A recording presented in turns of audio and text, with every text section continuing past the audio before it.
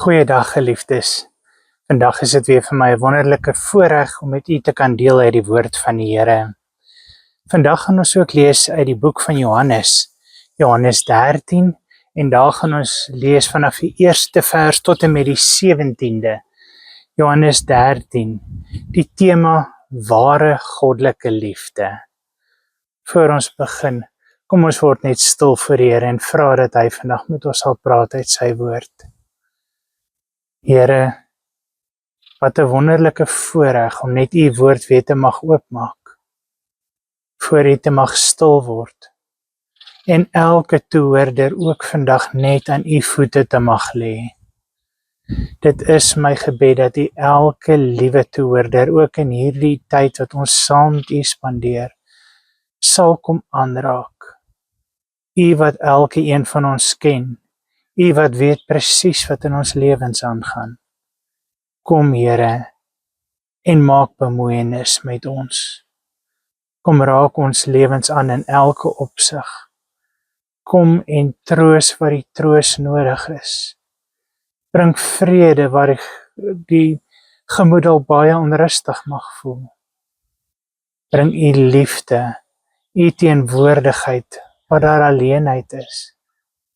Ja, Heer, u wat elke toehoorder se pyn, se siekte, se swaar ken.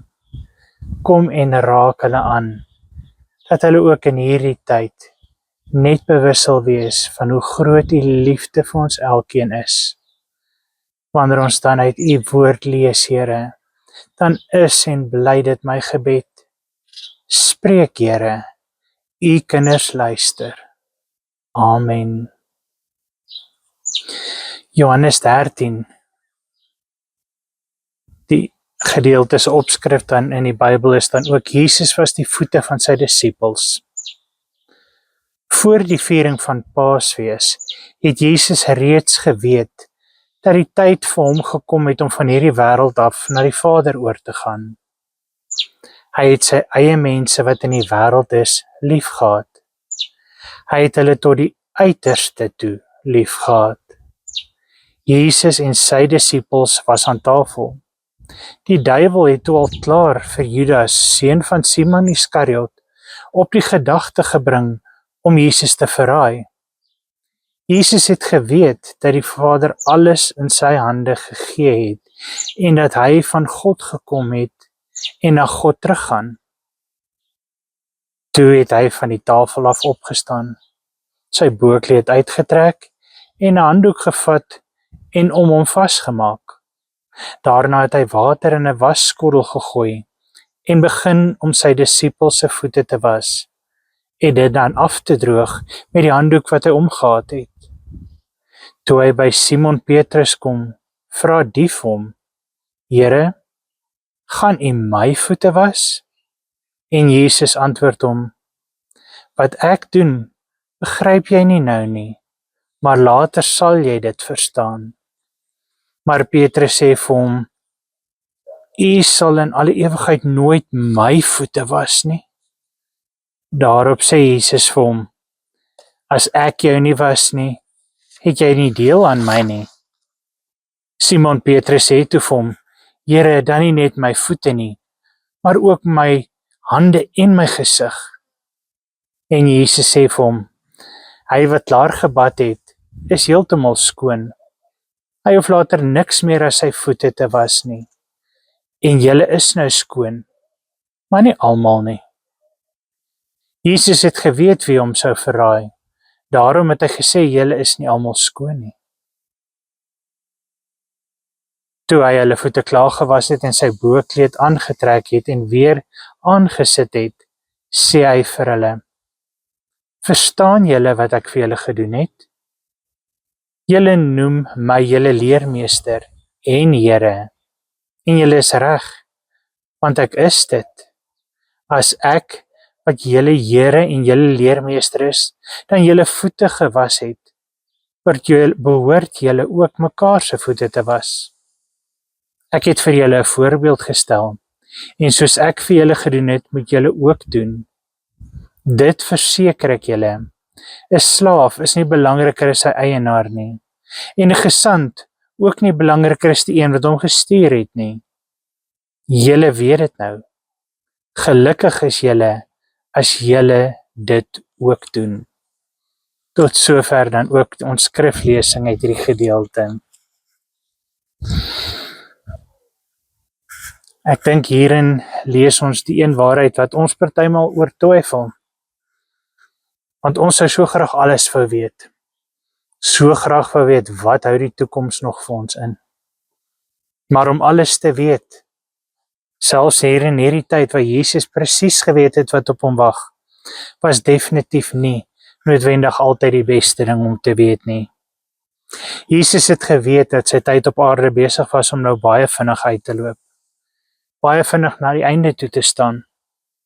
Maar erger, hy het presies geweet hoe dit gaan gebeur. Hy het geweet wie hom gaan verloon. Hy het geweet hoe dit gaan gebeur. Hy het die pad geken wat hy moes loop. Geweet van die marteling, die pyn, die lyding en die groot, pynvolle dood wat hy sou moes sterf. Hy het sy eie mense wat in die wêreld is, baie lief gehad. Ons lees daarvan, hy het hulle tot die uiterste toe lief gehad. En so, deur alles ook te weet, het hy ook geweet watter pyn hulle sou moes deurgaan. Sy moeder, sy vriende, hulle wat werklik lief was vir hom. As hulle moes sien hoe hy sou moes ly, hoe hy sou moes sterf. Hoe hulle sou moes afskeid neem ook van hom, daar waar hy moes sterf aan die kruis. Wanneer hulle hom in sy graf sou moes neerlê. Die pyn wat hulle moes deurgaan, dit was vir hom net so erg. Maar soos ons ook reeds weet, was Jesus se liefde iets wat onmeetbaar groot was. En wanneer dit by sy eie mense kom, lees ons dan ook sy disippels, sy familie en vriende. Was daardie liefde iets wat hy tot die uiterste toe uitgeleef het. So moes Jesus dan ook regmaak om hulle wat so naby aan hom was, vir wie hy so lief was, te moet groet. Nie 'n maklike posisie om in te wees nie. Hoe groet ek hulle wat so ongelooflik belangrik is vir my? Hoe groet ek hulle met die wete dat hulle deur soveel hartseer en pyn nou sal moet gaan? Hoe groet ek hulle dat hulle by my afsterwe geen twyfel sal hê oor hoe groot my liefde vir hulle was nie? Dat hulle werklik bewus sal wees van die feit dat ek werklik so inniglik lief was vir hulle. Hoe maak ek seker dat daar nie by hulle sal twyfel wees of my liefde vir hulle werklik iets was wat tot die uiterste was nie? En so kry ons Jesus dan ook hier, waar hy saam met sy naastes is, sy geliefdes. Vir Oula se tydjie het hom ook bietjie saam met hulle tyd te kon spandeer, terwyl hy verstaan dat daai tydjies nou baie min is, amper verby is. Ons kry hierdie wonderbare leermeester, die seun van God, hy wat siek is genees, hy wat die dooies uit die dood kon opwek, hy wat hierdie groot leermeester is, besig om sy geliefdes se voete te was. Inderdaad, soos Petrus ook hier gesê het, Here, hoe kan ek toelaat dat U my voete was? U is dan soveel hoër as ek, soveel verhewe. U is God, so belangrike meester in ons Here. Ek kan mos nie dat U dit aan my doen nie, maar tog, Jesus doen dit. Ons leer dat Jesus geweet het wat op hom wag. Hy het presies geweet wie wat gaan doen en hy het geweet dat Judas hom ook gaan verloon. Maar Judas was een van die vir wie hy lief was. Judas was een van die wie se voete hy moes was. Ja, Jesus weerhou nie sy liefde van Judas, net omdat hy weet dat Judas besig is om in hierdie stryd met die duiwel te staan en ook heel moontlik dan ook sy dood sou bring nie. Hy het dit tog alles geweet. Tog verander dit nie die feit dat hy sy liefde aan hulle almal openbaar nie. Ten spyte van wat hy reeds geweet het, ten spyte van wat op hom wag. Hy wil dit aan almal openbaar. Hy het hulle lief, ten spyte van die feit dat ons nie perfek is nie. Ten spyte van die feit dat hy weet dat ons nog soveel foute het en gaan maak. Dit verander nie die feit dat hy uitreik na ons toe nie. Hy wil ons leer wat liefde is, die praktiese deel daarvan. Hy wil dit uitlewe as 'n voorbeeld vir ons. Want liefde soek tog nie sy eie belang nie.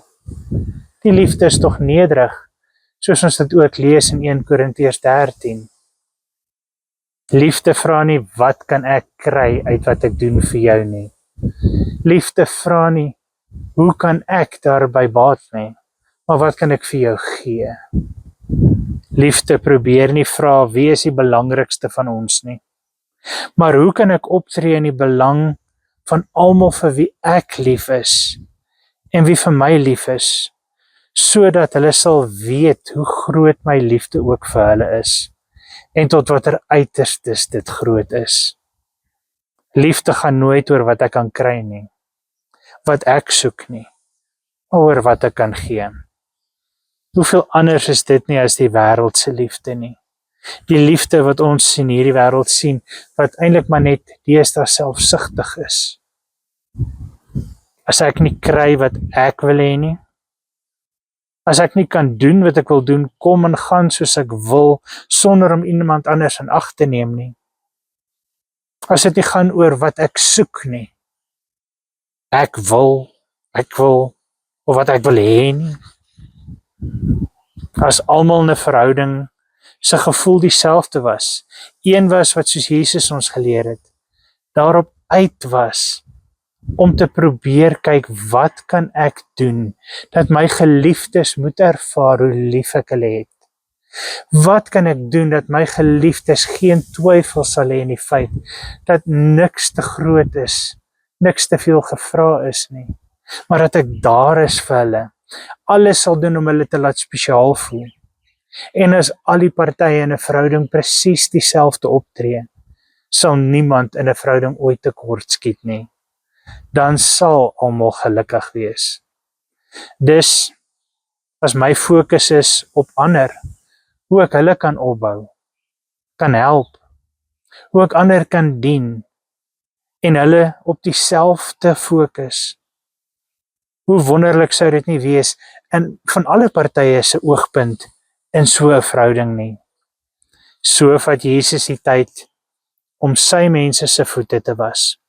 Hulle iets te leer van nederigheid, van liefde, maar tog ook van diens.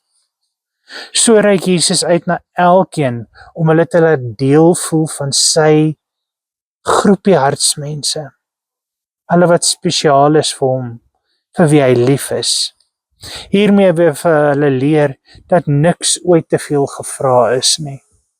As dit kom by die mense vir wie hy lief is en vir wie hy lief is, geen taak te minderwaardig nie, of te klein is nie.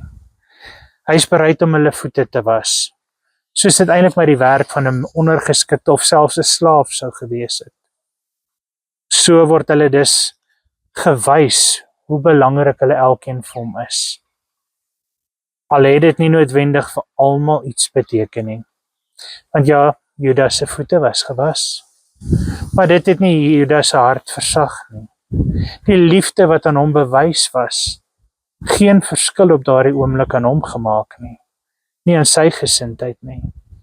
Maar dit gaan nie oor Judas nie. Hier gaan dit oor Jesus en sy liefde vir elkeen. Net so was Jesus bereid om ook die kruispad te loop. Bereid om deur hierdie moeilike pad te gaan, die lyding, die marteling en selfs om te sterf. Maar waar hy bereid was om homself heeltemal vir ons almal op te offer, sonder om 2 keer te dink, want dit is wat sy liefde vir ons beteken. Jesus het selfs nie met sy kruisdood na sy eie belang gesoek nie, maar hy was bereid om eerder dit vir ons alles te wil gee, vir ons, vir jou en vir my. Jesus wie nie 'n kruisdood verdien het nie, nie nodig gehad het om dit vir ons te doen nie. Soos ons hier gelees het, aan hom is tog alle mag gegee. Hy kon dit enige oomblik stop.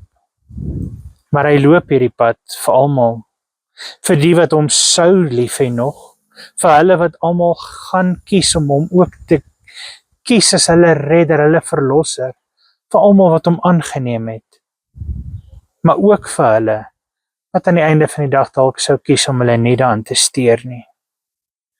So gee Jesus dan ook sy lewe.